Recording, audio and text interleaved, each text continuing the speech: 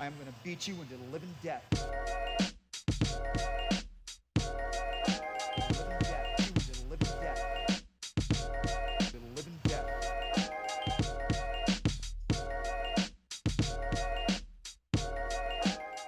What's up, everybody? Welcome to the Walkout Network. It's your man, Ann Walker, here with the latest edition of the Living Death Show. As always, it's a pleasure to bring in another round of fight talk. And of course, we had to get one of my best friends in the industry to join us on the show. You remember him from our time together at the Body Lock. If you're not familiar with him on this channel, also he does the Fight Business podcast for SureDog.com. The homie Pat Auger. Pat, how you feeling, my man? Doing all right, man. Have lots of stuff going on. How are you doing? I'm good, man. This is the right week to have you on. So I'm surprised. This has been the right week to wear your favorite shirt too. But you know, I digress. This is the one time that we're talking about a lot of pro wrestling, and you don't have the pro wrestling. I know it's literally it's a cardinal sin. I didn't even think about that. But you had one job, Pat. Thank you. I got work, man. All right. Yeah. All right. Got other jobs. All right, fellas. So, of course, you know the two gentlemen at the bottom of the panel because you see them here every week. We love them so much. We don't need to introduce them, but we're going to do it anyway. First up is the jack of all trades, who has mastered them all, the senior editor of SureDog.com, and the big homie Ben Duffy. Ben, how you doing today? I'm doing real well. Like you said, I am super glad to have Pat here because we got some shit happening that I'm going to need explained to me like I'm a 5-year-old. So no one better for that than Mr. Auger. Can't wait. Definitely, because I have no idea what's going on either. So I'm looking forward to some light being shed on this. And of course, the panel is anchored every week by the man with the stats, the facts, the figures, and the numbers. He is the associate editor of SureDog.com. Also, my good friend Jay Petrie. Jay, what's going on today? I'm trying desperately to think of some sort of a Fedor Million Ankles kind of riff to go with that, but I got nothing. You know, this was a weird week for fights because there was no UFC in town, but every other company is like, hey, we want to be here too, because Bellator, PFL, Ryzen, our best buddies at Fight Circus, we're all like, we're going to try and take that one gap. And it was interesting to see everybody fight for airwaves, and I don't know if anybody won. Like, it's kind of weird that everybody goes for it like that. So I guess the stat of the week, it's not very sexy, but it's the end of an era. It's the end of the Salter era. And at Bellator 293, John Salter, former Bellator middleweight title challenger, defeated Aaron Jeffrey in a fight he was a very heavy underdog, and retired.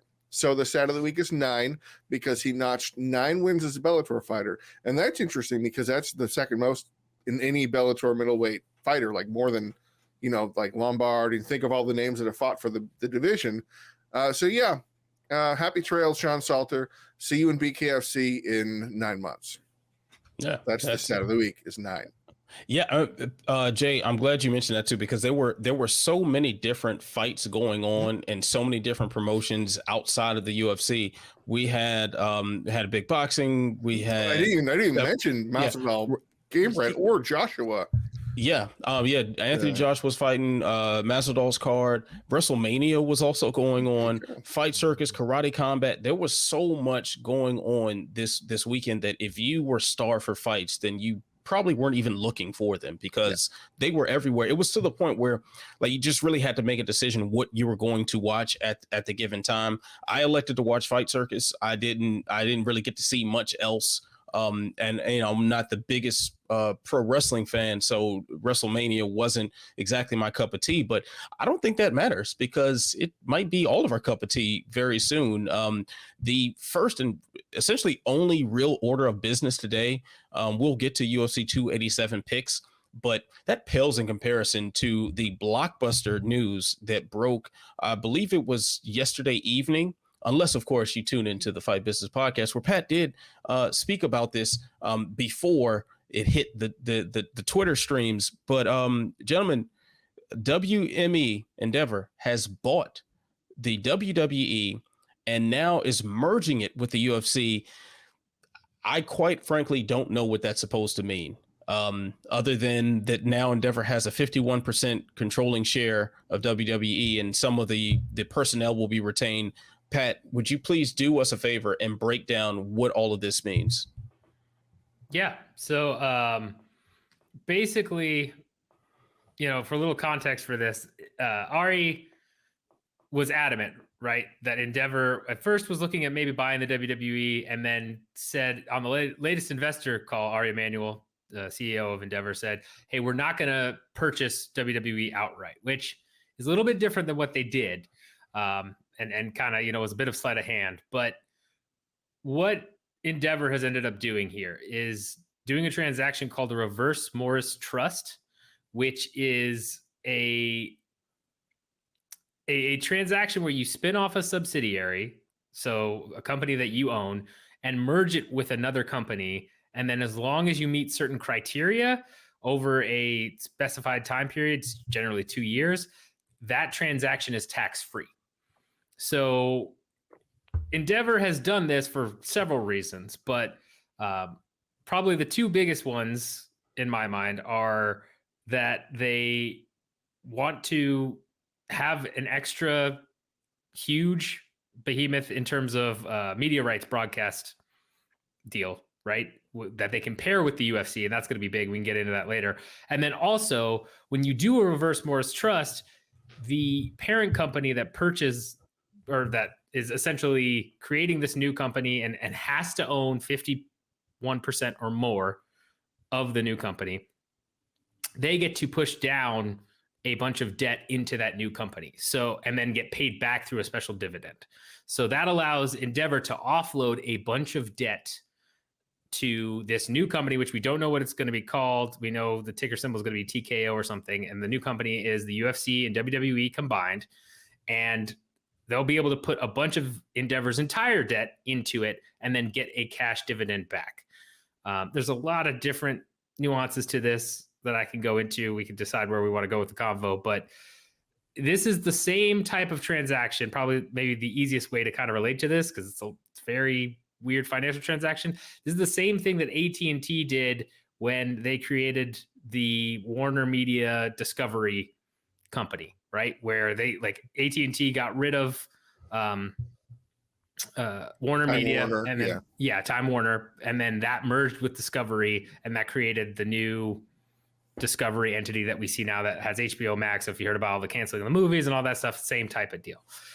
So I guess I could go any which way you want with it. Does that make sense? Was that clear enough? Do I need to? That's about as, I think that's about as clear as it needs to be for me to kind of get the overview without diving really deep into the minutia of the business detail. I'm just curious now, does this mean that the UFC's version of Batgirl isn't coming out? Not immediately, but okay. We'll see. We'll see how it goes. See if Batgirl comes out. So I think gentlemen, cut in and stop me if I'm going off the reservation of where you'd like this conversation to go. But I think the first thing that pops up into the minds of most people who woke up to this news this morning, once the deal was like sort of set in stone, of course, it has to pass through some regulatory bodies by the end of the year in order to be absolutely final. But all parties have agreed to the terms. If you are a fan who saw this morning or last night when the chatter started popping up really prominently on the timeline, what does this mean for the product of the UFC and or WWE? I think that's the biggest question on anybody's mind. That's certainly the biggest question on my mind. Agreed. Because the word merging just sounds very, very loaded. Even as someone who occupies, space in the media, my mind immediately goes to, okay, are we talking about actual events happening together, featuring talent from both companies? Like, nothing like that is being mooted or suggested here, right? This is just strictly on the financial end. They've said there's going to be cross collaboration. They don't know exactly how. My guess is it's going to be more partnerships. A huge part of what UFC has done in the past year and a half, right, has been going after sponsorships and partnership deals. And WWE has been doing the same thing. If you did watch WrestleMania the past 2 nights, they had so many matches that were sponsored by like Cinnamon Toast Crunch or just goofy things, right? It's a sponsorship world where they've kind of realized, all right, we've got these media rights where it's locked in. We can get certain gate revenue, merchandise, but where you're really going to make a ton of extra money is by selling ad space. And so my guess is there will be some ad collaboration. I would not be shocked if you have certain UFC stars going over to WWE for storylines, similar to what Tyson Fury did, where he went over and was part of a storyline, or Floyd Mayweather when he did that a while back with the Big Show a long time ago. Like there's that type of crossover that's probably going to happen. And then I would imagine you're probably going to see some WWE superstars like in the crowd at the Apex or at bigger, pay-per-views. Other than that, I don't think there's anything like else going on in that regard, but they did mention Bellator Impact style collaboration is what you're. I mean, probably not to that extent, but more so like, again, I'm trying to think of who would be a good example of this. Ngannou would have been a perfect example, right?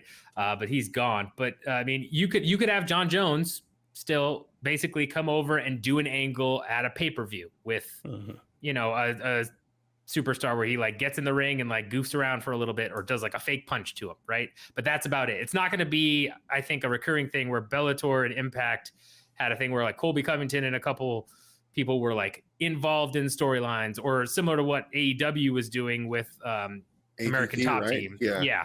Where they were involved in storylines. They were coming out multiple times a week. I think this is going to be much more a 1 or 2 off thing for bigger events like WrestleMania, SummerSlam, that type of stuff, I would imagine.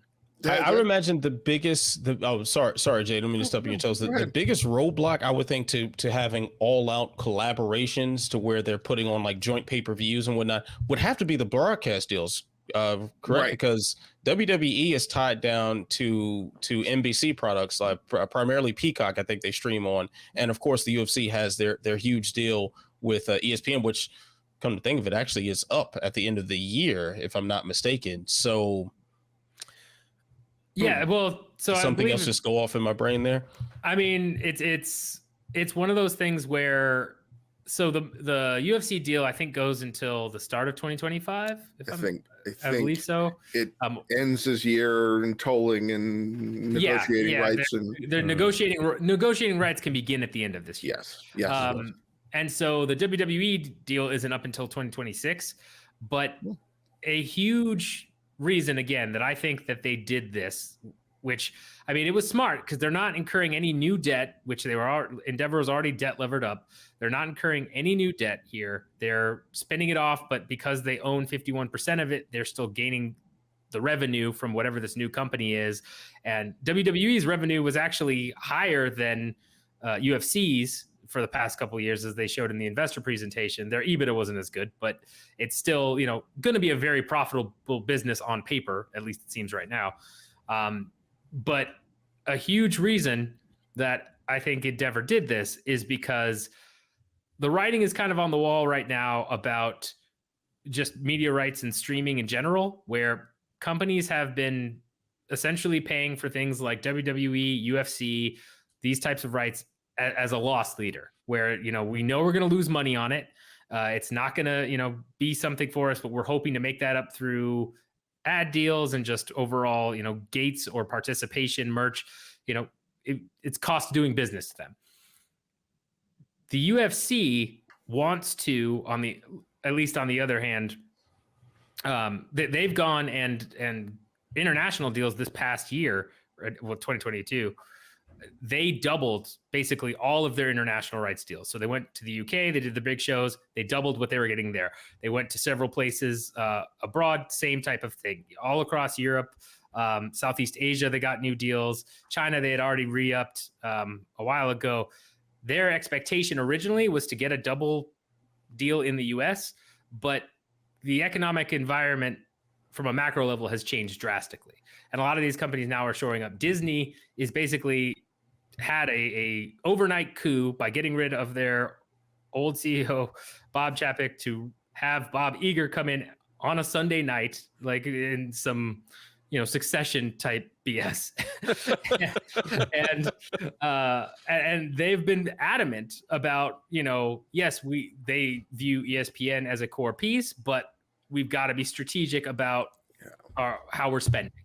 And given that losses for ESPN Plus were much higher than expected the last quarter of Bob Chapek's reign as CEO, my guess is ESPN is going to offer them double what they're paying right now. And I doubt a lot of companies will. Comcast wouldn't. It's going to be tough on your own. But you buy WWE through a merger where you don't buy it, but you buy it. And then you have them together.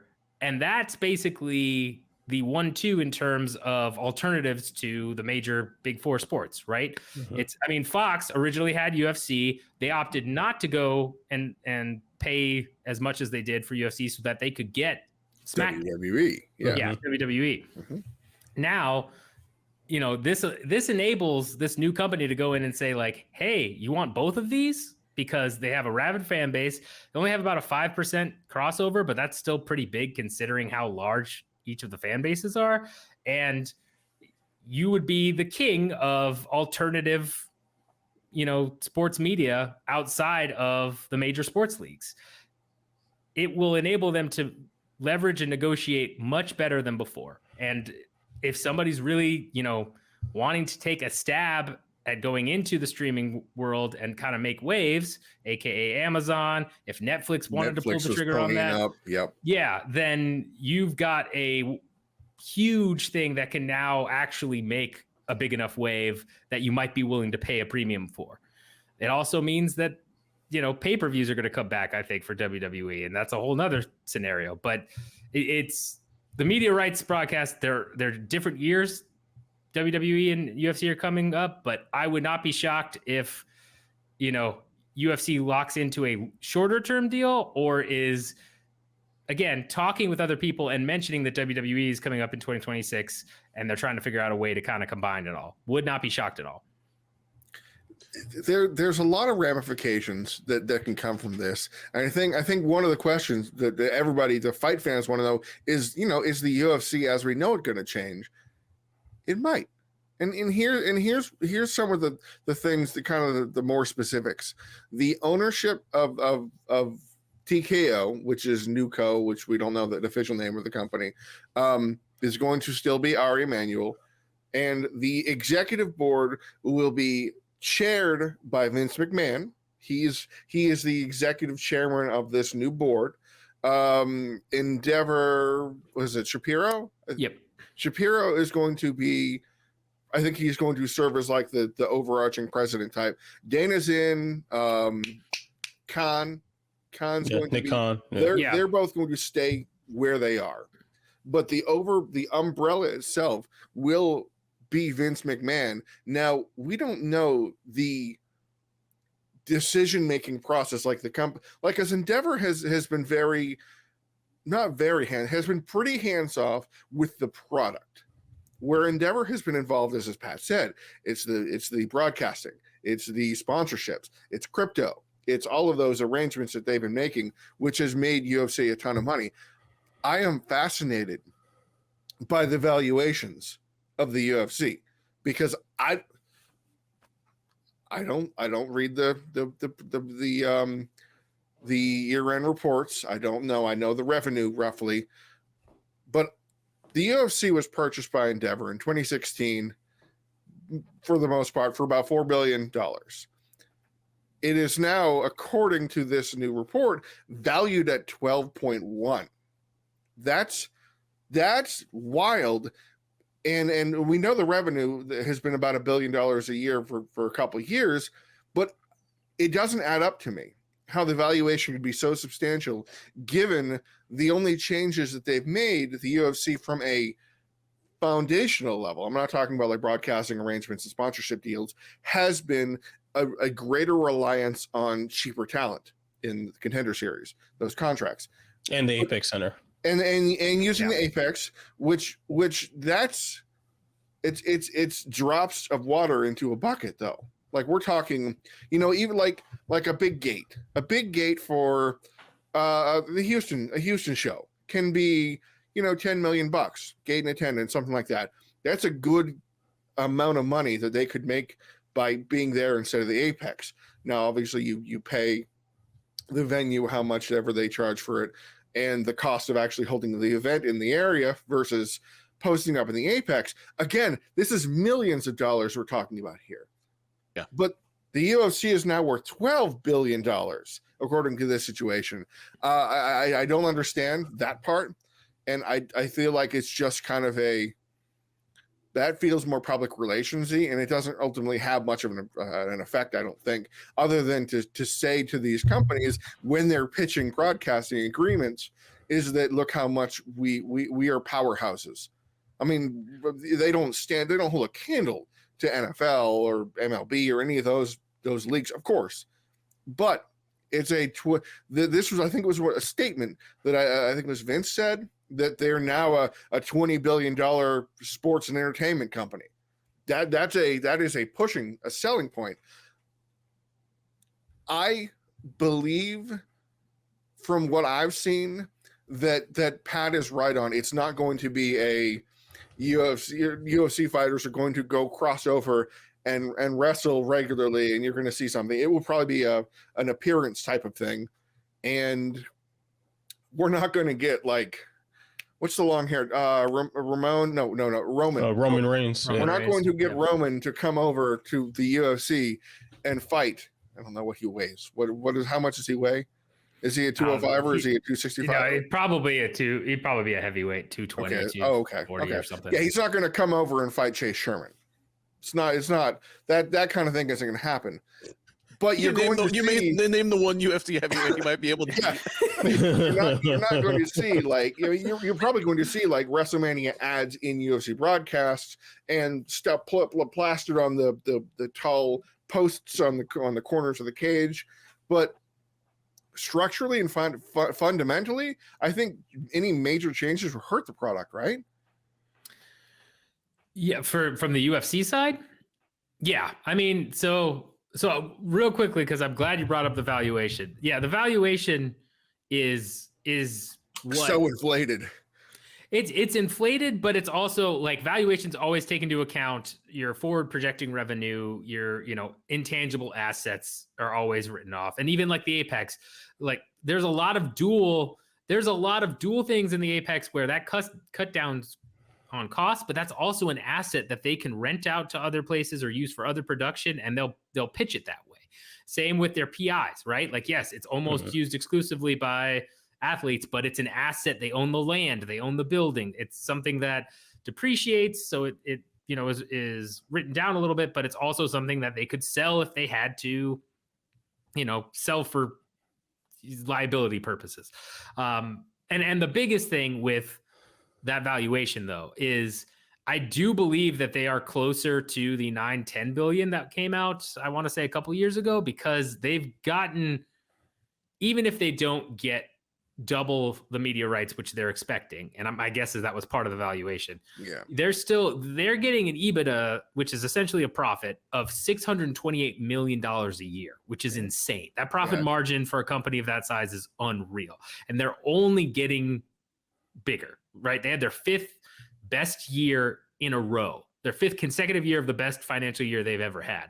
So if you think about that, right, even if they just held where they were now, it's 628 million or billion, 628 million a year, right? Like it would take 30 years to be worth 15 billion, a little less. Like, I mean, that's crazy. So that's part of where that comes from. But in terms of changing the product, yeah, I think it's going to be much more on the WWE side, because whatever Endeavor did do to actually change the product is, as you mentioned, Jay, is fill in cheaper talent, cut costs in certain ways.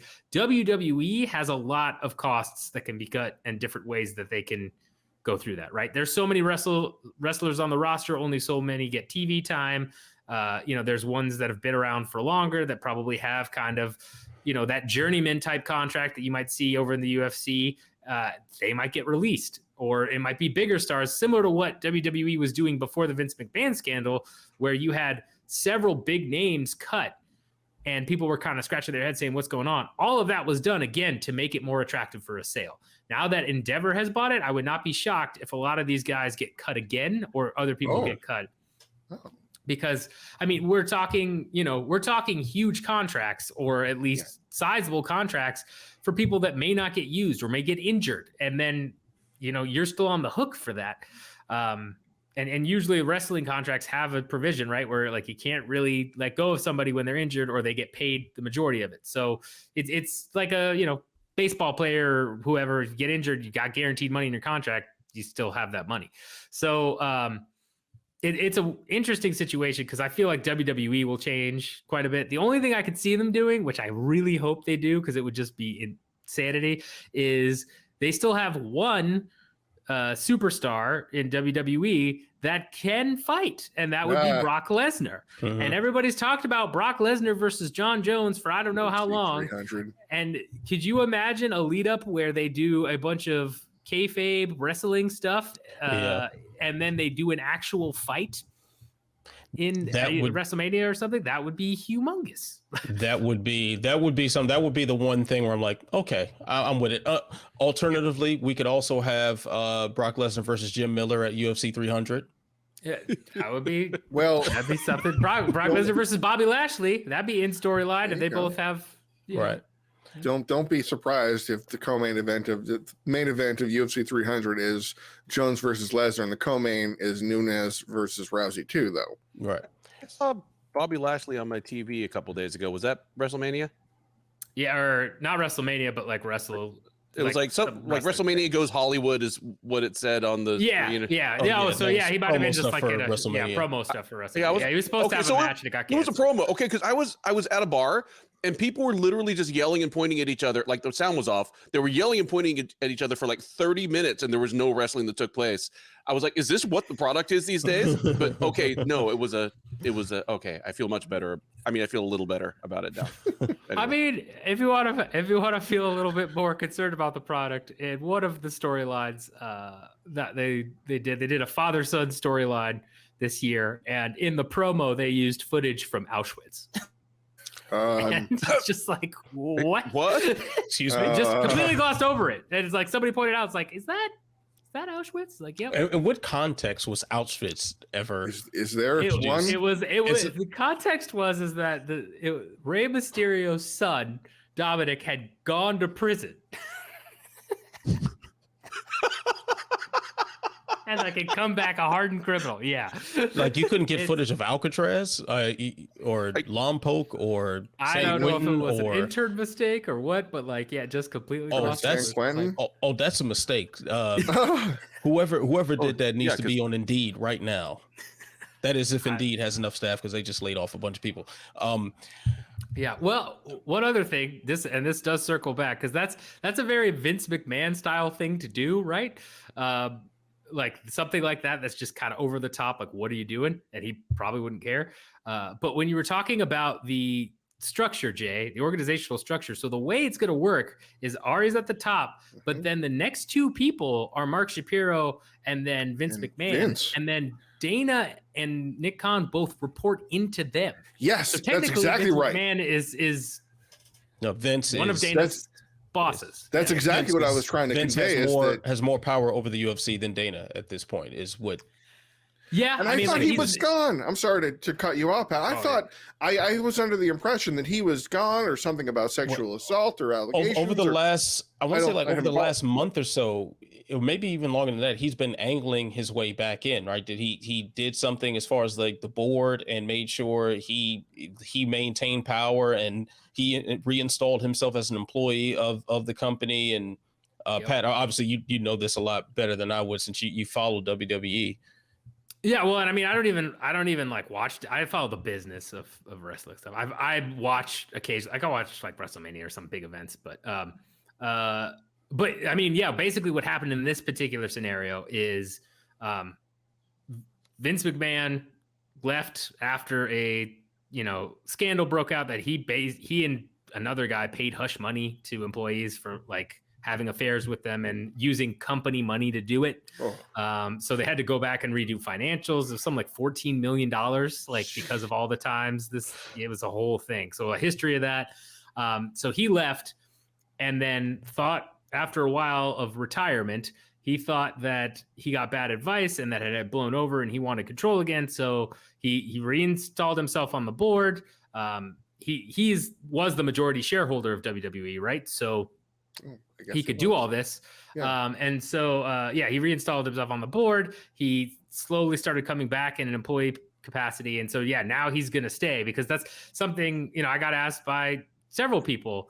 John Nash asked me, like, it was like, is this like, what's going on with this? I thought he was trying to cash out. I was like, no, that's what a lot of people assumed this whole thing was. That's what he said he was doing. But internally, for some time, several people have been under the belief he's trying to get back into full control of WWE. This sounds like an angle. Yes, right. I can't believe this is what's really happening. Yeah. It does. It really does. Like growing the mustache, it looks like the 1920s oil baron type. He's growing a mustache to symbolize that your sex scandal is over seems like a move in the wrong direction. Yeah, it's like that's fucking for virginity. Like, yeah, that doesn't make any sense. He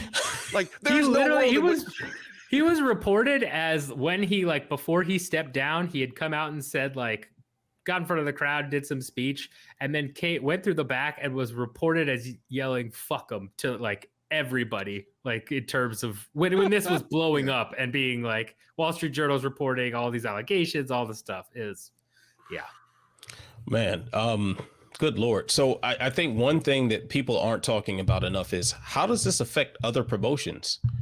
We've seen this huge uptick in sort of this offshoot of freak show fighting. We're talking about Fight Circus. We're talking about Game Bread boxing and BKFC, which I would argue BKFC is moving much more toward legitimizing itself as far as how they run things now. But the Paul brothers and there's this big wave of sort of freak show fights that have kind of been slapped across the face almost every week at this point.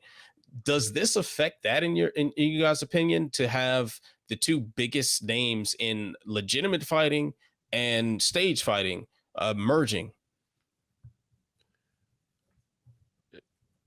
I mean, that's kind of what I was here to hopefully find out. The extent to which the financial merger might actually affect operations and marketing, which it has kind of been answered for me.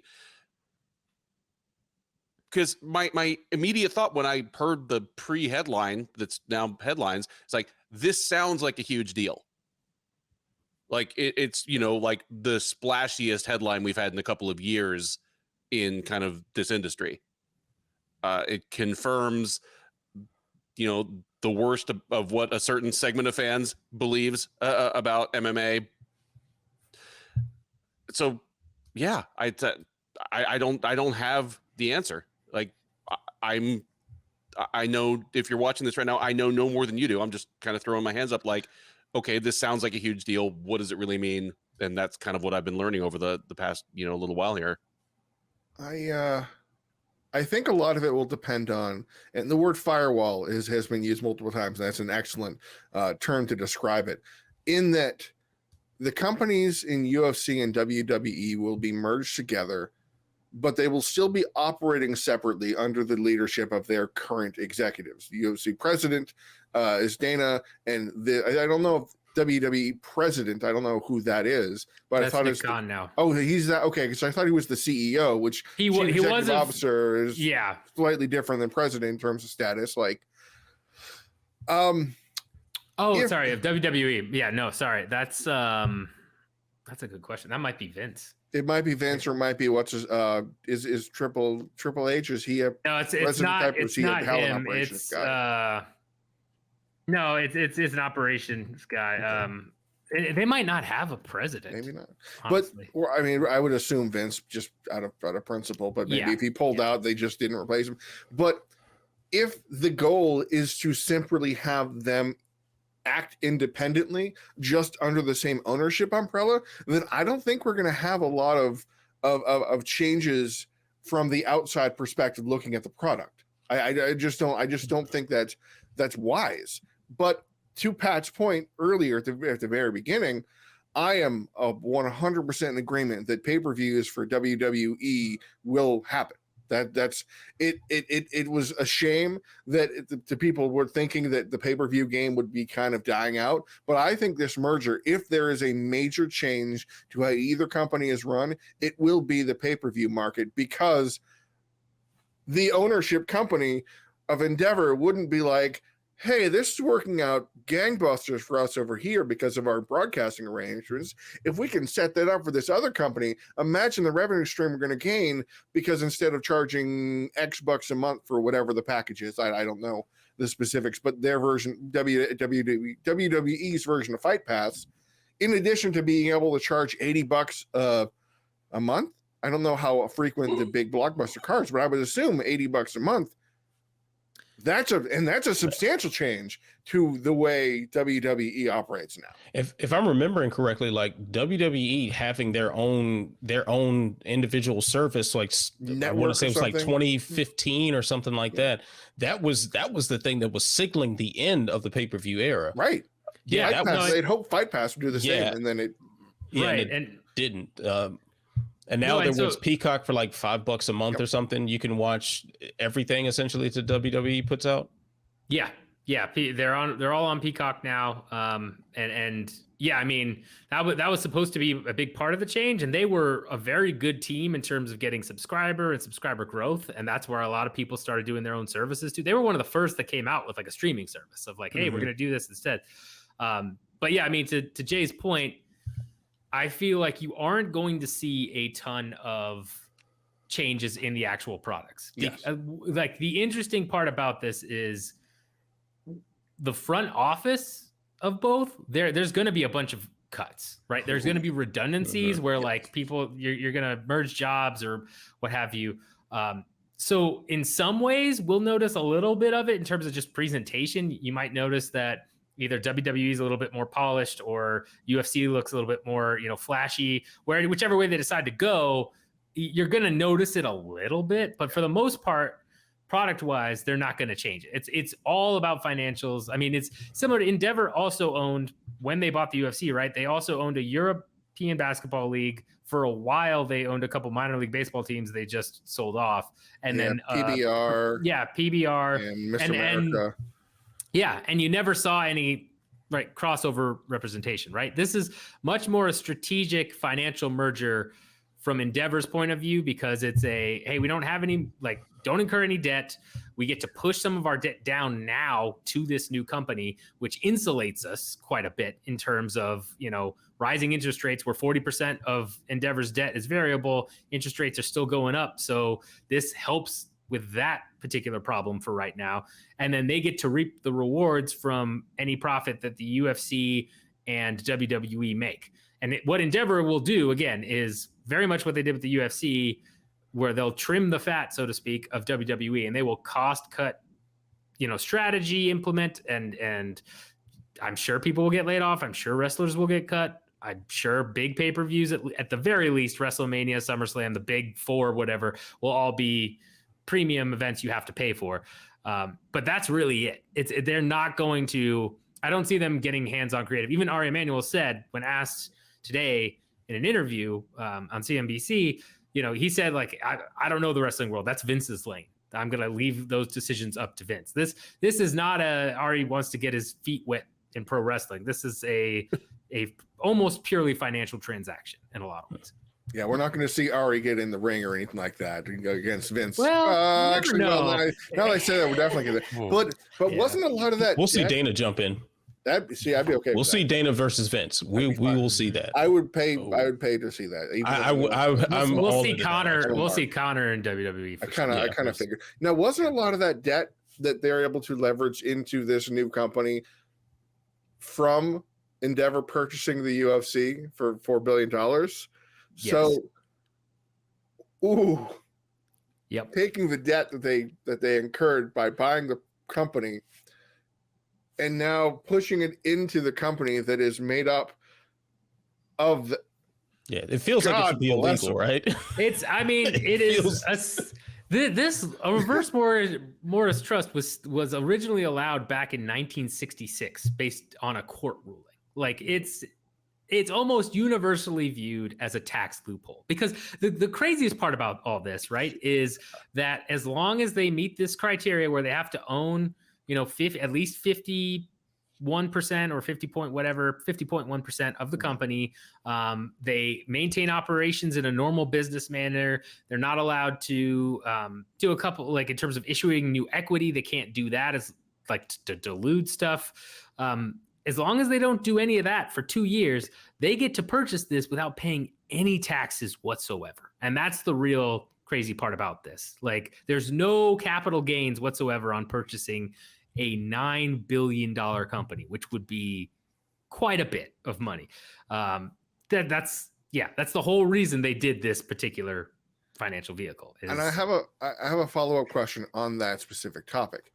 UFC will part and parcel be a publicly traded company as part of the ownership of TKO Nuco, which is the company that will own and operate UFC and WWE together. Now, WWE was already publicly traded, if I remember correctly. So what do you think of it? Will there be any, because I know that there was wasn't there a public offering or a discussion about the UFC becoming publicly traded, and then that fell apart because valuation was lower or something. I don't know, I can't remember the specifics, but so that basically in the original agreement that Endeavor set aside when they owned like 50.1% of the UFC, right? Before they bought it out, there was a provision that allowed any one of their larger minority share partners, which would be Silver Lake or KKR, Silver Lake, right? Okay, yep. Either of them, is that after a certain time period, those companies could basically say, okay, I want the UFC to be spun off and publicly traded. It didn't matter what their ownership was. It was as those three at any point of those, they could say, you know what, I want this to be a publicly traded company. Yep. So Endeavor, seeing the writing on the wall, because that would have been huge in terms of both Silver Lake and KKR, instead bought out the rest of those two partners' shares. And by doing that and buying the company whole, then it prevented the UFC from going public. And instead it's now a subsidiary. So it's kind of public, but not. But one of the most interesting things about this will be that through Endeavor, because of their other owned sports properties, and that was where the UFC was lumped in, it was pretty easy to get a at least fairly accurate picture of their finances, right? Because you'd see like, here's the revenue, and it's Endeavor, it's UFC, PBR, and the European Basketball League and their sports-owned property. Well, PBR and European Basketball League aren't making a bunch of money or are costing nearly as much. So you can at least get like a gauge of like, okay, maybe 5-10% off here, but you have an idea. But once they merge with WWE and all those financials are together, it's going to be much harder to see, exactly which is pulling in which, where the costs are. Well, we can use, UFC's numbers from this past year as a basis, but it could drastically change, right? And they'll be able to move stuff around with that, and that's going to be interesting. So it'll make it a little bit more opaque again, which kind of sucks, but it's so funny because the UFC had such a mission statement of moving towards regulation, and I feel like this move is going to further take them away from any, like, when the UFC moved to ESPN Plus for pay-per-view, one of the main reasons was that they no longer are subject to being able to reporting and having Dave Meltzer and company get their hands on pay-per-view numbers. So they'd have the baseline to be able to work with, and then they wouldn't have to disclose any of that. If they did well, they'd be more welcome to shout it from the rafters. But they didn't do well, they'd have to say a word like the Mighty Mouse pay-per-views or Nunes Shevchenko, which is like 90,000. That doesn't come up. This further, we'll never know if they have a bad year. We'll know if they have a great year. It's strange. I mean, it's so interesting to me how the UFC is kind of put itself behind more and more shutters. Yeah. So another thing that I'm thinking here, because the obvious question here is fighter pay, right? One question that we haven't addressed. You have a $12 billion valuation on the promotion. And I think there was at least one or two fighters that were on social media say, hey, when do we get paid more? when they're seeing those numbers? The answer is no, you're not. But also too, I think if you are an up and coming pro wrestler, I would have a feeling this is going to affect you. I don't know what the WWE pays like, or even what their developmental deals look like and whatnot. But if I'm, Pat, please correct me if I'm wrong. One of the things that was attractive to Endeavor when purchasing the UFC was the low pay scale. That was a way to keep the cost down. I imagine that same mentality will at least attempt to be applied to the roster of the WWE. If not for the people that are there already and have contracts established, those who are up for renegotiation, those who are up and coming and whatnot. Does that sound crazy?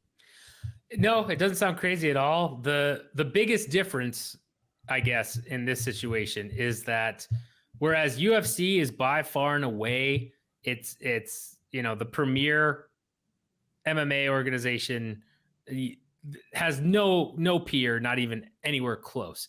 WWE right now technically has a not quite peer, still a clear number 2, but an organization in AEW that is willing to pay wrestlers quite a bit. Not only that, but their schedule is way less hectic. Part of WWE's pay scale is they definitely are underpaid. Some of the numbers that are out there, right, for some of the new developmental guys or the new up and coming talent are pretty low compared to how many days they're working, because it's like 300 some days and a lot of it's on the road.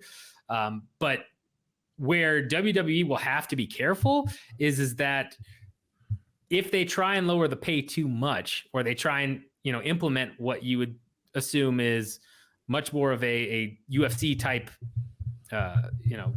cost structure with their athletes, there's a competitor that will pay them to wrestle far less, travel less, and probably pay them more.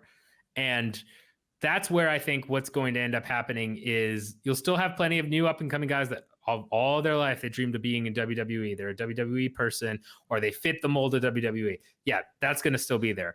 But you're going to see those journeymen cut, or those names where it's like, man, this is somebody who, Braun Strowman was a name where that guy had held the top belt in WWE not that long ago, and then was cut right before Vince McMahon left. And, it's one of those like, wow, like they're cutting him. It's like, well, yeah, like, because he's a ton of money and we don't have anything for him creatively, we're going to let him go. I think you're going to see a lot more of that, because it still is a one-sided contract where they can just release guys at their own discretion. And there's way more guys that, unlike UFC, where you have to offer so many fights and they have to fight so many times a year, WWE, you can keep guys in the back as long as you want. And you can have signed any amount of wrestlers that you want, whether it's bare bones crew or just a ton of people sitting in catering. That's the joke in the wrestling world is, oh, he's sitting in catering. So I think you're going to see a bunch of people cut in that regard. In terms of pay, it's going to be lower for newer guys, but they have to maintain a certain level of pay just because it'd be the equivalent if like Bellator was throwing around really big money for everybody, not just the champs, but like anyone who's even maybe a draw, because that's what AEW is going to do.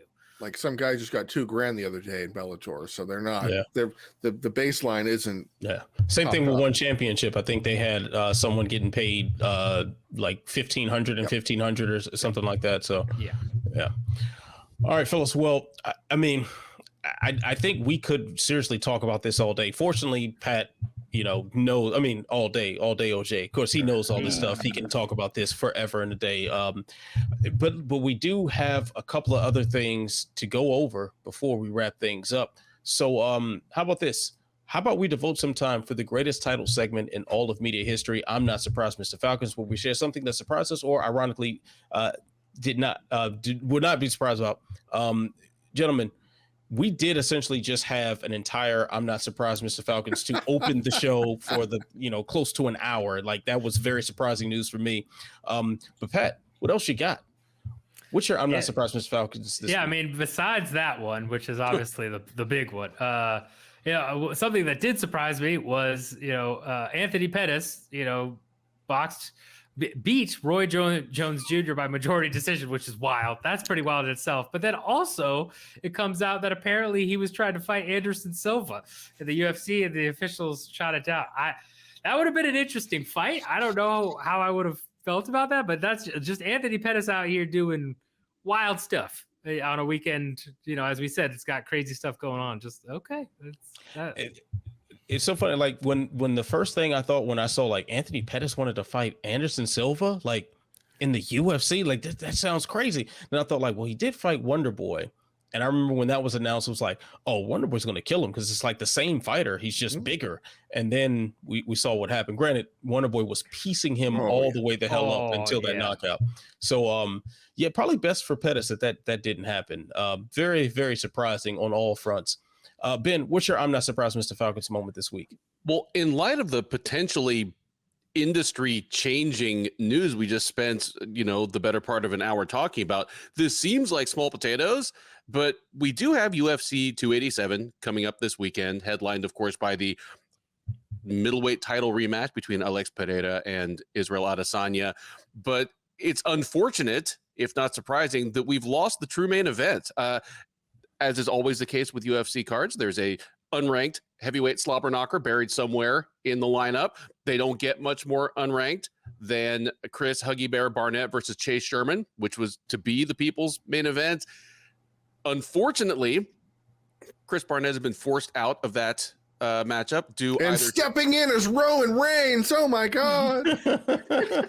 My God, that's Roman Reigns music. No, it's Brock Lesnar. That's what they do. Well, now they can finally afford to license Enter Sandman again. And it's unfortunate. Chris Barnett is the favorite UFC heavyweight of all right-minded and right-thinking people, and he either ran into an injury or a "you must be this tall to ride" sign. No word on which it actually is. And poor Chase Sherman, in steps Carl Williams on like 4 weeks turnaround, because he fought just the last first week of March or something. And poor Chase Sherman, they found a UFC heavyweight that he was a 2-1 favorite against in Chris Barnett. In comes Carl Williams on short notice, and Williams is out there at like minus 480. Chase Sherman, and hat tip to Jay for this stat, is already has the worst winning percentage of any UFC fighter with more than 10 bouts. He's 4-10 in the UFC across 2 separate stints. He's 2-5 since being back. And now all indications are that he's going to go to 4-11, and you just hate to see it, but mostly you hate to not see Chris Barnett. I'm not surprised, but I am sad. Yeah, not having Chris Barnett, that really sucks. Like to see his name on the lineup and then we're deprived of that. Not a fan. Not a fan. All right, Jay, what's your I'm not surprised Mr. Falcons moment this week? Well, can I ask a question real quick? Something just came to mind. Because we talked about how the WWE thing was the whole I'm not surprised segment in a show form. But Pat, I want to ask you a quick question about this. Of all the pieces of this puzzle, like obviously the whole story itself is a shocking development, but all of the pieces, the valuation, the Vince's executive committee chairman, of all of those things, what little piece of that that you pulled out of it were you most surprised about? Like, whoa, I can't believe that's a thing, or TKO, or...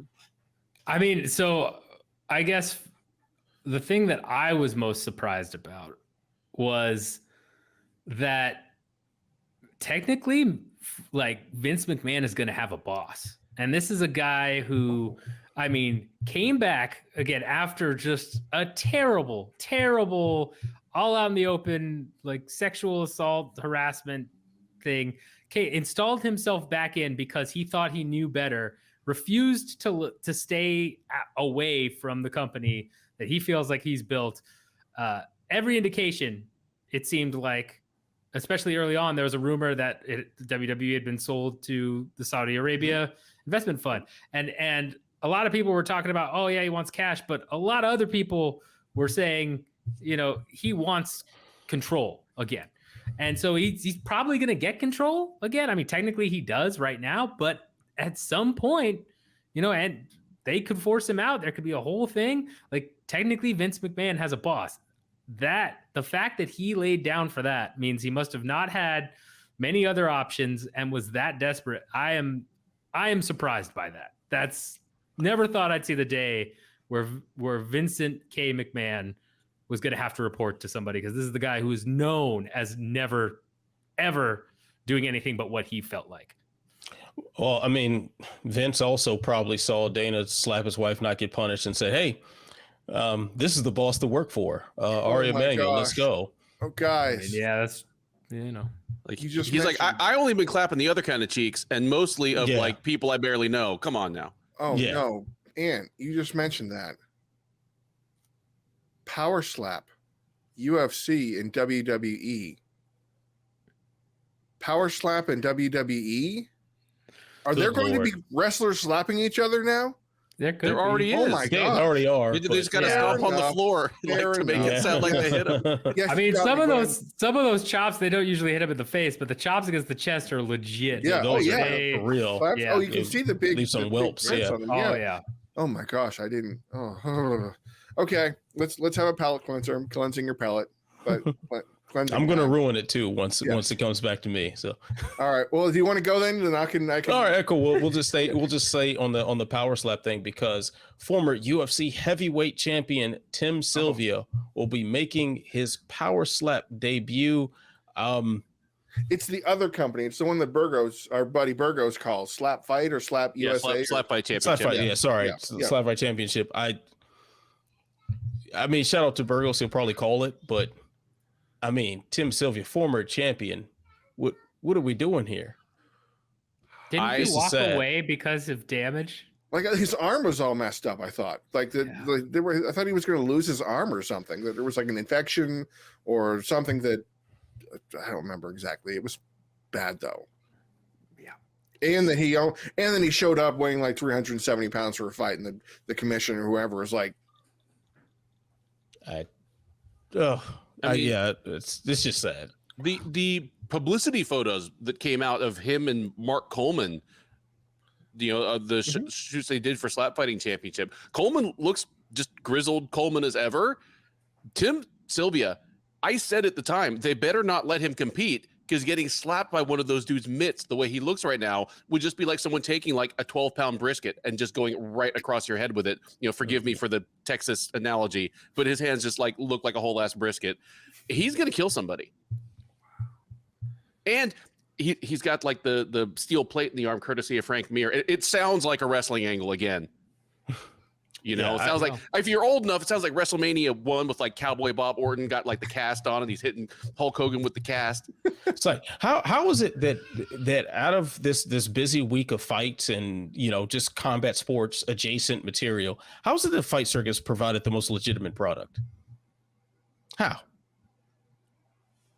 did Bob Sapp and Rampage sharing a T-shirt and punching John Nutt and the other guy? How does that become the most legitimate thing that we saw over the weekend? The other side was obviously scripted entertainment, which is fine. It's its own thing. It's essentially a stunt show, which is cool. But we had like Anthony Pettis beating Roy Jones in boxing, and Tim Sylvia about to slap fight. PFL was legit-ish, but I mean, Wasn't the best call. that was hard to cover. oh yeah, that's true. But that's legit MMA sometimes. Right? It is legitimate. What are we doing? Jay, what's your I'm not surprised Mr. Falcon's moment this week? Well, obviously, we have to have our palate cleanser. So on Saturday, a great event happened, and it happened in Milwaukee, Wisconsin. Oh no! I'm not going to talk about Fight Circus. I'm going to talk about Jose Aldo versus Jeremy Stevens fighting to a draw in an actually really good fight. I'm just messing with you. It was actually a good fight, but I don't give a crap. Fight Circus 6, yo. Fight Circus 6. I was working PFL on Saturday, so I was unable to cover the show live, Fight Circus live. But I was able to tune in last night and enjoy it with a couple friends. And let me tell you, it worked. It worked. That is the sentence. That is the takeaway. And because the last Fight Circus we remember, Fight Circus 5, it started with their ring was in the back of a pickup truck that fell off a mountain. and they had to rebuild the ring itself, and we're 4 hours late. And the show was a huge mess, and we couldn't watch it live because it was really, really, really, really late. And I'm not staying up till 5 a.m. I love you, Fight Circus, but I'm not staying up till 5 a.m. So this product, a lot of proof of concepts, a lot of things that don't make sense, the musical chairs of doom or old school MMA, a 1 round, 10-minute bare knuckle, soccer kicks allowed, 12 to 6 elbows, punch at the back of the head. All of that is fine, legal, worked. It worked. It was the good stuff. It was a shot in the arm. The white collar brawl, which was actually a bare knuckle fight where it was 2 delivery drivers of rival companies, worked. The musical chairs of doom where they had 6 guys. Now I know they're probably actors. I know this was probably a big show, pageantry, whatever. 2 of them fought in Muay Thai and they had a crappy fight. And then John Nutt gets up there and pulls the money out of his wallet and says, I'll give you that. And if you make it exciting, it'll be, and they fought fun. Again, I get it. I know what I'm seeing. I understand it. And it was a fun, great fight. And then the piece de resistance, it was not Suri Manfredi, was not Tupalo Ramsap Creed versus Sloppy Balboa. It was the 2-on-1 fight where the guy named Walter, it was a local guy, he's like a fitness instructor. He's like 240, carved out of granite. You know, he's whatever. Awesome. He fought 2 of the guys that are like $135 Muay Thai guys. And in the 2-on-1 fights, traditionally for Fight Circus, it doesn't go well for the one guy because he is unable to manage both threats at the same time. The only person to survive it was Will Chope because he hit a guillotine choke on one of the guys early, put him to sleep, and then it's like, I only have one guy left. I'm Will Chope. You're a $140. I'm going to smash you. And he did. This guy, Walter, picked up this guy up in the air and slammed him onto the ground and broke the guy's ribs. Again, pro wrestling, probably fake. Don't give a crap. Oh, that rib was broken. Incredibly exciting and hilarious. And John Nutt's the ringmaster is standing there going, because of how it all back and like, so this guy, instead of falling into the trap of getting beaten up by 2 guys, body slams both of them and wins. Yeah, and just one slam apiece, and it was wrapped. Like he looked like what Hulk did to Loki at the end of the first Avengers. Dude, he just flung him down, and just a wrap. Like you can see the way the guy winced as soon as he hit the ground. It was like the way Takashi winced when he winced when the dudes were stomping him out in the locker room. Like that. He had it coming, I guess. Same look on his face. Yeah, that was quite a show. That was a show. Yeah, Fight Circus worked. I'm not surprised, Mr. Falcons. Absolutely. All right. Well, let's go ahead and show some love to UFC 287, which is taking place this Saturday. Big pay-per-view coming up here. And the UFC still named events. What would you name 287? Oh, I know what I would name it. I know what I'd name it too. It's you first, Pat. Poatan Pettiness, man. That's what it is. That's what it is the whole time. It's the story that is not talked about enough.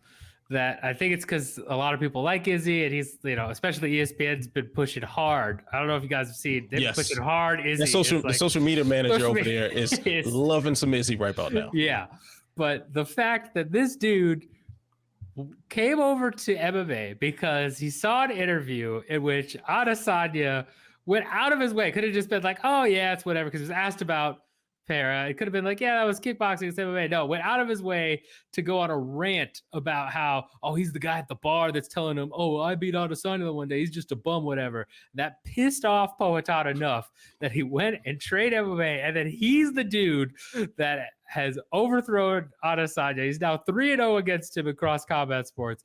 It is just the pettiest, greatest thing in the world. Even that post-fight clip, I don't know if you guys seen it, where Adesanya goes over to him and is like, hey, we don't like each other, but I respect you. And Pereira just goes, okay. And doesn't even acknowledge it.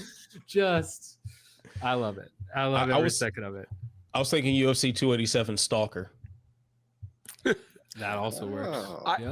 I said on the on the preview I just recorded that I wish they would actually coach a season of The Ultimate Fighter against each other, because that means they'd have a coach's challenge, and Pereira could also beat him at like a free throw shooting competition or arm wrestling or some shit, like they always have the coaches. Yeah, just like one more. Oh my goodness. Yeah, Jay, what do you- the clip of him watching Izzy's reaction to watching Jones win the fight is again amazing. Just everything like- about it. Just like Pereira has successfully made his entire life about just fucking with Israel Adesanya. Like his whole life is based around just disrupting Adesanya and whatever he's doing. And it's amazing that like for the first time we have documentation that you can succeed and be a hater. I love the it. ultimate hater. Oh yeah, He is absolutely love him. king hater. Yeah. Like back in the old days, like they would have done like an ESPN commercial about this where Adesanya is like in the food line at like the, you know, in the lunchroom at ESPN studios, and Pereira just comes and like slaps his milk off his tray into the trash can.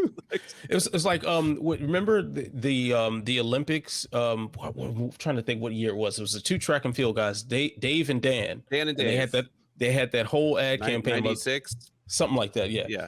And it would be that would be the sort of thing that they would have. Like they would just be screwing with each other throughout the whole commercials. And Israel Adesanya and Alex Pereira are that in real life, with no script, no sort of art direction, no set, nothing. This is just them. It's lovely. I love it. They need to have a buddy cop film when this is all over with. Nah, man, I think he's gonna stick to being the biggest hater ever. I don't think he's gonna. I think he's just gonna like walk away. Like I think he's gonna retire. Wouldn't be surprised if he beats Adesanya again, and then the minute he's just like, yeah, I'm done. I did it. And I just walks away. He's like, I'm bored with this now. Yeah, I'm going. This isn't. I want to go home. or like Adesanya does get that starring role in a movie. He's like this big action hero, and then Poatan kills him at the end of the movie. that'll be the next thing. All right, fellas. So the only thing I can think, I'm going to throw mine in there, is secret best friends, because they're having a lot of fun doing this, and you feel like Adesanya's having fun waking up like that.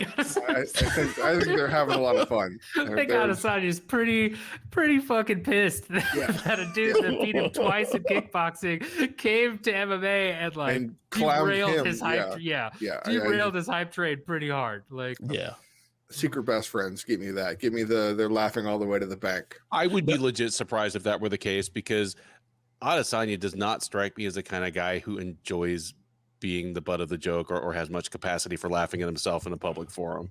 I think when they both are done fighting, I think they'll be friends then. I think we could see like a Mike Tyson, Evander Holyfield sort of thing later on, and they join forces to put out some new strain of weed or whatever. But now, no, not happening. All right, gentlemen. So I guess when Pat unfreezes, he'll be able to answer the age-old question that I'm about to throw at you guys. Who you got? Rob Font, Adrian Yanez in a bantamweight fight there. Gentlemen, who you got?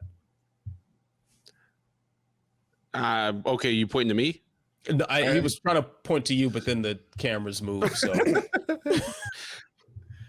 you will not find a bigger Adrian Yanez fan than me. I mean, he's as Houston as they come. He's the guy that stayed in Houston and basically took over Metro Fight Club when Saul Solis passed away a couple of years ago. And I do worry about his ultimate upside against the best of the best in the bantamweight division, because it's full of great wrestlers and that's still his Achilles heel. But here against a guy in Font that does have underrated wrestling, but mostly has made his bones by being one of the best boxers in the division, I think this is a moment built for Adrian Yanez to shine. Font is 35, going to turn 36 this summer. That's old for bantamweight, unless your name is Jose Aldo.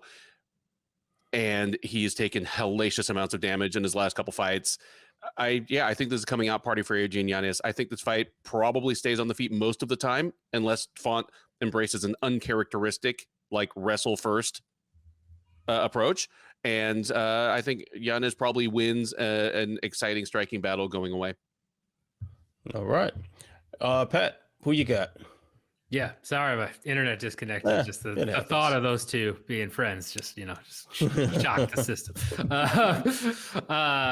I got Yanez. I think Yanez just has too much power and precision, right? And an issue with Font is if you look at his fight against Chito, right? Like striking number wise, he was piecing Cheeto up just based on volume, but Cheeto's power got him, and that's really what led to his downfall. I feel like Yanez has that same type of deal where it's not necessarily one punch knockout, but his precision, right? We've seen him finish so many dudes and just look so like crazy good in terms of getting through and hurting people. I can't imagine he doesn't do that to Font. I think it'll be fun, but I think he gets Font out of there relatively quick. Jay, who you got? I don't think that this is going to be a quick one. I'm going to push back a little bit there. I think this is a 3 rounds. Dang it, this should have been a Fight Night main event type of matchup. I don't think that this is a fight where I will feel satisfied when the 15-minute is reached. Because Rob Font is a volume machine. Power, it's secondary to. I mean, like we always hear that he's more content to touch than really put power into his shots. That is Rob Font. He will put 100 more strikes on you, and he will be able to outwork you. But will he be able to hurt you? Sometimes, like Thomas Almeida, yes, but this was Thomas Almeida, the shell of Thomas Almeida. This was the shell of Marlon Moraes. It's hard to say compared to other people, because when he went up against Cody, he should have been able to put Cody away, given Cody's defensive lapses and liabilities, but he didn't, and he couldn't. Adrian Yanez is surprisingly hittable. He is I will take one to give it back to, which is amazing to me that in terms of actual volume numbers, I mean, granted the sample size isn't the same, Yanez puts up a higher work rate than Font does, but he also gets hit almost twice as much. So this to me, I'm going to break one of my cardinal rules about picking fights, because I don't believe that a person is when predicting a fight should say a fight is so-and-so is going to win by split decision or something, because how would I be able to say, okay, this fight's going to be such a way that the judges are going to disagree on that? But you totally know the fight's going to be that kind of fight where individual rounds are going to be super tough to score. Well, if we knew what the judging assignments were going to be right now. See, yeah. If it's in Texas, you could go almost any fight as a split decision. That's right. But it's Florida or near death experience. Yeah, yes, one of the two. It's Florida. So, man, this has Yanez by split decision that I'm not sure I agree with at the end of it. That because Rob Font's going to stand right there in front of him, and he's going to take shots. He's got incredible recoverability for what he's been dealt with, and I think he's going to light Adrian Yanez up, so to speak. Like Yanez might be busted up, but Yanez is going to hit him harder. So I think Yanez is going to take a coin flip decision, and it is going to make us wonder what his real upside is. Yeah, you know what, Jay? I'm inclined to agree with you about a lot of that. I kind of see this playing out as sort of a miniature version of Bisping Henderson 2, where you've got someone in Font with like a lot of volume, a lot of speed, that is the better technical fighter. But they're standing in front of somebody who's not going to go away easily and just going to keep in their face. I think, but I think the way this plays out is going to be a bit different here. I see Font in that first round kind of having his way as far as just touching him up. Yanez, however, once he realizes, okay, what's being thrown at him is not necessarily going to stop him or stun him, then he turns up the intensity going into that second round. And I think from about middle of the second round onward, it's going to be Yanez all day. Like he's just going to eat whatever's coming at him and throw back hard. And Font is too, despite his, him not having necessarily the most prominent display of power, typically, I see him being content to stand in front of him and trade. And try to outslick him, but just not being quite there. Or if he does, he gets that one big hit and stumbles him back. The judges like that. I think Yanez wins the decision here, and it's going to be a pretty exciting fight if I had to guess. All right, fellas. Next up, we have Gilbert Burns and Jorge Masvidal. This is a match that has a lot of relevance as far as the welterweight title picture is concerned. Ben, who you got? These are two gentlemen that are definitely very happy that Kamaru Usman is no longer your welterweight champ. The stakes in this fight would be kind of negligible if he were still around, but instead, this is sneaky relevance in the title picture, and it is an absolutely dreadful look for Masvidal. I'm kind of surprised they did him like this in Miami. Fighting a guy that's a terrible style matchup for him. Evidently much closer to his physical prime and technical prime, and a guy that kind of has pretty deep Florida roots himself. It's weird that they did Masvidal like this, but Masvidal, I mean, the Askren fight aside, Masvidal usually can be taken down by a wrestler with a good first step, and Burns, for a 3-time Mundials champ, just a Brazilian jiu-jitsu elite, is a very, very good wrestler. He's got that Jacare thing where he is naturally explosive and has turned that into being able to shoot from the outside. So I think Burns probably could box Masvidal up. He's an outstanding striker, fast hands, tons of power, but I think he takes Masvidal down and just works him on the ground. I wouldn't be surprised if this were over in the first or second round. Masvidal hasn't lost by submission in almost 15 years. He was part of literally the very first Bellator moment that kind of helped make them into the promotion they are today. And today's Masvidal is just a more evolved version of that same guy. Give me Burns to be the first man to tap out Jorge Masvidal since like 2000, whatever it was. Second round submission and kind of a washing on the way there. All right. Jay, who you got? Well, the only thing I want to add, and this isn't a besmirching moment, please don't take it as such, that Gilbert Burns will become the first person to tap Jorge Masvidal, because both of the submission losses for Jorge Masvidal were technical submissions. This is going to be what Maya tried to do. Burns will do it, which is so weird to say because of how incredible of a grappler and a tactician and a strategist Damian Maia is. You guys remember the Brazilian backpack fight where he was on the back for like it felt like 14 minutes of the fight and just couldn't do it, and he still only won a split decision. I mean, obviously, I haven't tape studied that fight in quite a long time. Burns by whatever he wants. I don't feel for Masvidal, but I would, under normal circumstances for many other fighters, I would feel for that fighter getting that kind of matchup at home. But because Masvidal is what he is, I don't feel bad. I'm okay with how things are going to turn out here, and we'll let him do promoter things. Game Break Boxing was fine. That event worked. I have no idea where on earth he got the money from to run Game Break Boxing for. I don't think we want to know necessarily, but do that, because what you're going to deal with here in the top echelon of the division, which he should have gotten a real big step back, or at least Wonder Boy 2 or something. But instead, he gets a grappler who easily handled notoriously difficult to deal with for a little while Neil Magny, with one takedown and an arm triangle and a few minutes of control. I think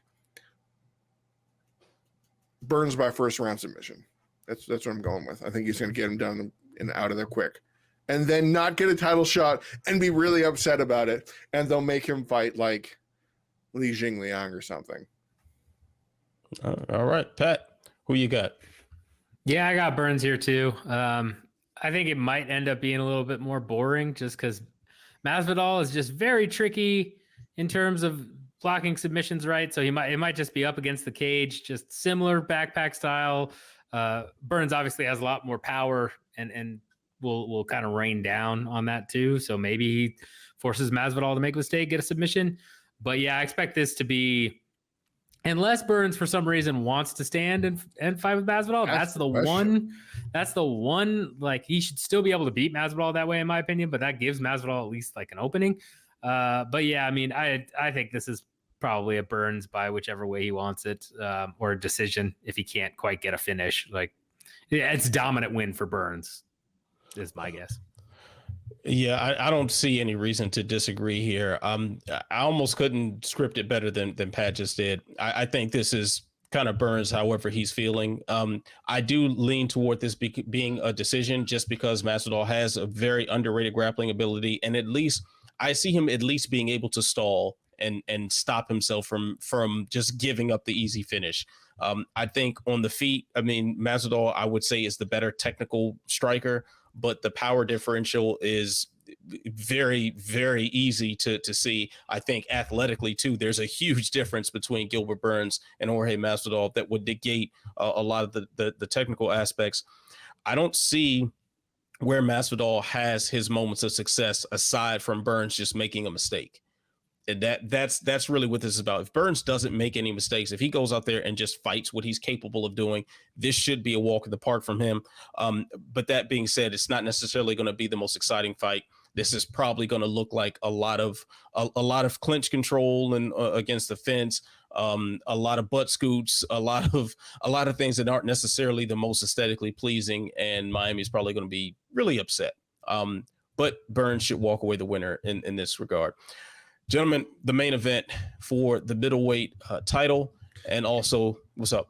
Can I ask a question about this specific fight before we break it down? Of course. Miami, who is the crowd going to be in favor of here? Who are they going to be supporting? Adesanya. Adesanya. I would say Adesanya, the bigger star. Or they're just going to be cheering for the violence. I don't think there's any necessary, like geographically, unless I'm not aware of something about Adesanya. I don't think he has any particular ties to Miami, or Poatan does. So. Yeah, if this was in New England or something, like, oh, it's going to be Poatan because that's where he trains or something. But no, I don't think it really matters. This is just, the two guys were available for this date, so I think that's why why we're here. So who you got? Alex Pereira and Israel Adesanya. Pat. So I feel like, unfortunately, this is going to be a boring-ish fight. My guess is that Adesanya is just going to try and wrestle Poatan a bunch.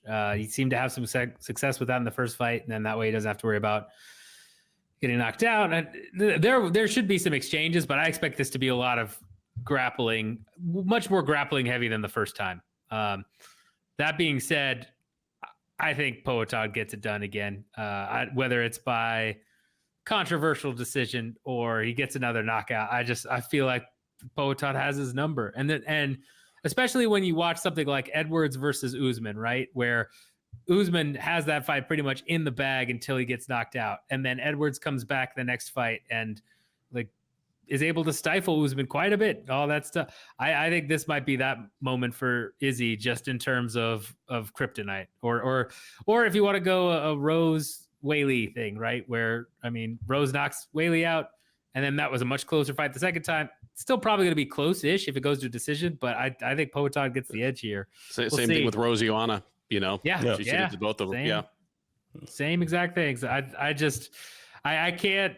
Guy's beaten him 3 times. I don't think 4th time's the charm. I think Poatan's pettiness continues, and then hopefully he retires, and that's it. And that's just the greatest story of all of MMA. Doesn't do a single interview, just says I retire. Just walks out. We never hear from him again. Oh, man. Be amazing.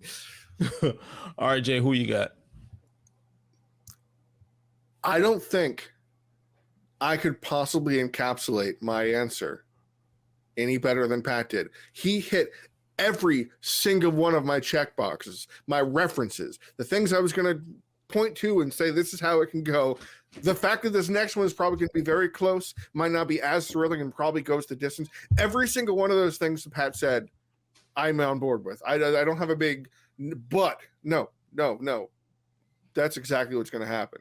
I'm co-signing. It's not a lazy thing. I am actually really impressed that every single thing that Pat said, yes, that's Thank you. Put me down for that, because holy cow.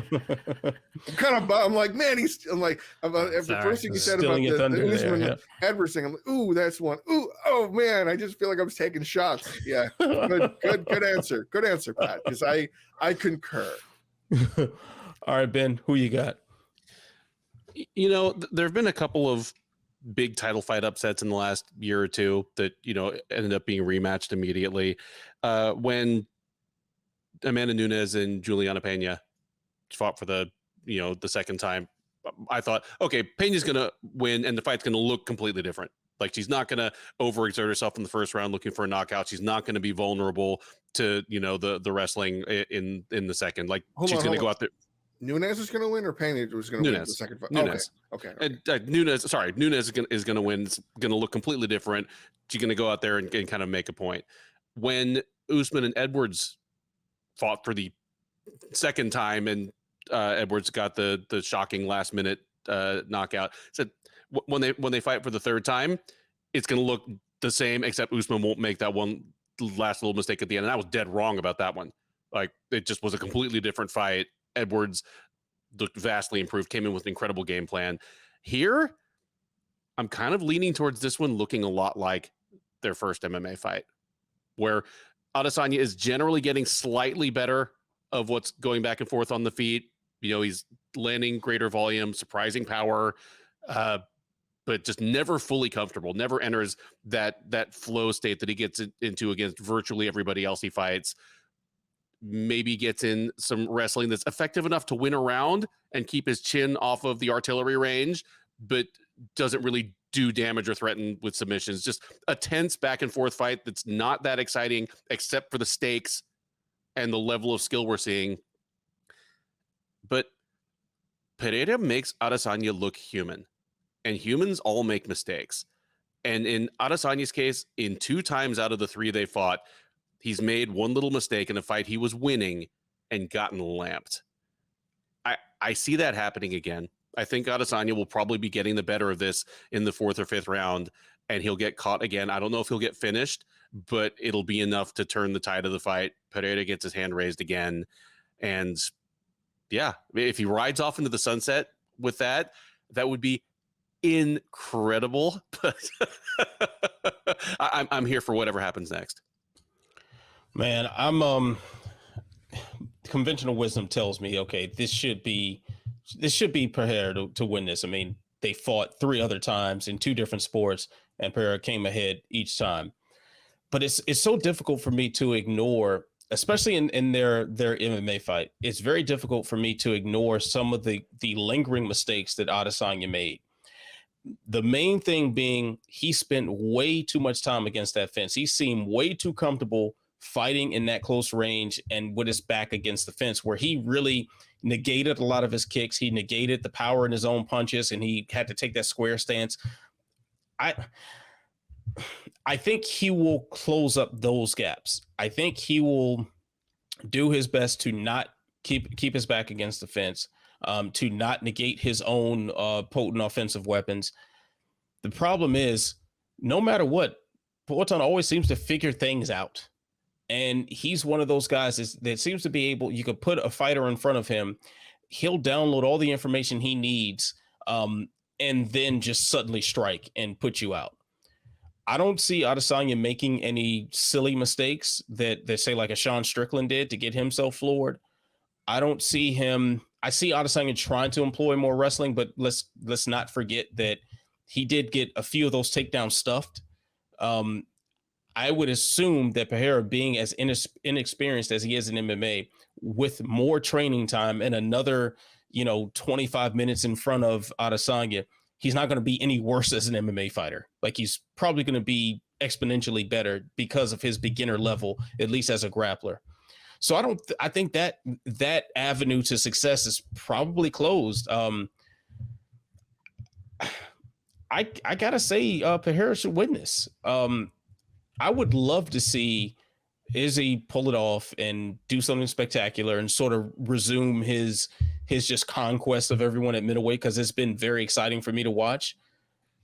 But I don't think that's what's going to happen. I think Pereira wins this, and maybe Izzy does get another crack at middleweight, because Pereira moves up to 205 when this is all over with. So, yeah, I got Poatan by decision. Excited to watch? I think Adesanya is very exciting to watch, even in the fights that people think are pedestrian, because the skill level is just so above what else is going on. And to the point where someone like Yoel Romero, who's just this cluster of unpredictability, didn't know what to do, and he's just standing there just getting leg kicked to death, and then going in the press conference acting like he tried. Like, no. Like that's what Adesanya does to people at his best. I just don't think he can do that against this guy, because like a Manny Pacquiao and Juan Manuel Marquez or Ali and Foreman, I mean not Foreman, Ali and Frazier, like some rivalries are just fight soulmates, and sometimes a guy just has your number, and you may get a moment of success on them. They'll probably get 2 more on you, and this is sort of the scenario we're witnessing right now with these two. So,